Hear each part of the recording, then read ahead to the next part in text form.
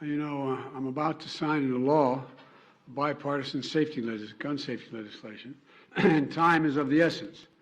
Lives will be saved. When we return from Europe, Jill and I will be hosting an event in the White House on July 11th to mark this historic achievement with members who voted for these families and the families who, in fact, were victimized by the gun shooting that we've seen. It's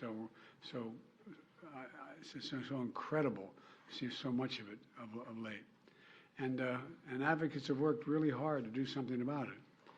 I've been at this work for a long, long time, and I know how hard it is, and I know what it takes to get it done. I was there 30 years ago, the last time this nation passed meaningful gun safety laws, and I'm here today for the most significant law to be passed since then, for the last 30 years. I'd like to thank the leaders and members of the House and Senate for working together to get this done. I especially want to thank the families that Jill and I, many of whom we sat with for hours on end across the country. So many we've gotten to know who lost their souls to an epidemic of gun violence. They lost their child, their husband, their wife. Nothing is going to fill that void in their hearts. But they led the way so other families will not have the experience and the pain and trauma that they had to live through.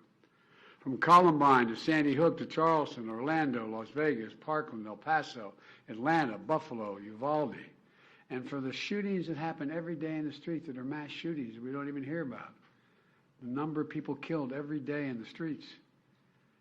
Their message to us was do something. I don't know how many times we heard that. Just do something.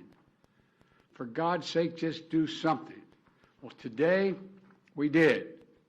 While this bill doesn't do everything I want, it does include actions I've long called for that are going to save lives. It funds crisis intervention, including red flag laws. It keeps guns out of the hands of people who are a danger to themselves and to others. And it finally closes what is known as the boyfriend loophole. So if you assault your boyfriend or girlfriend, you can't buy a gun or own a gun.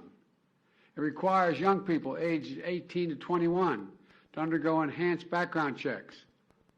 It includes the first ever federal law that makes gun trafficking and straw purchases distinct federal crimes for the first time. It clarifies who needs to register as a federally licensed gun dealer and run background checks before selling a single weapon. This also provides historic funding to address youth mental health crisis in this country, especially the trauma experienced by the survivors of this gun violence. Look, it invests in anti-violence programs that work directly with the people who are most likely to commit these crimes or become victims of gun crimes.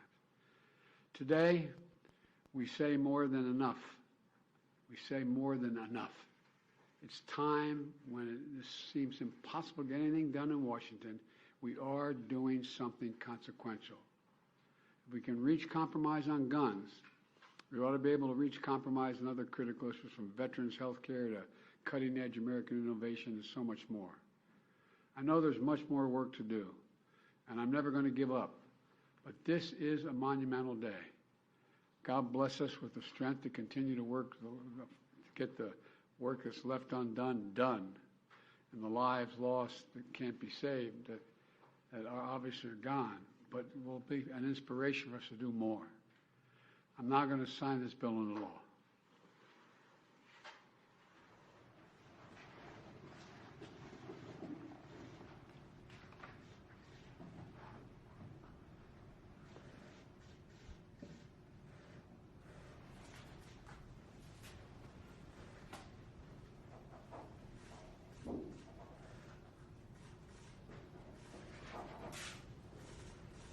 God willing, it's going to save a lot of lives. Thank you all so very much.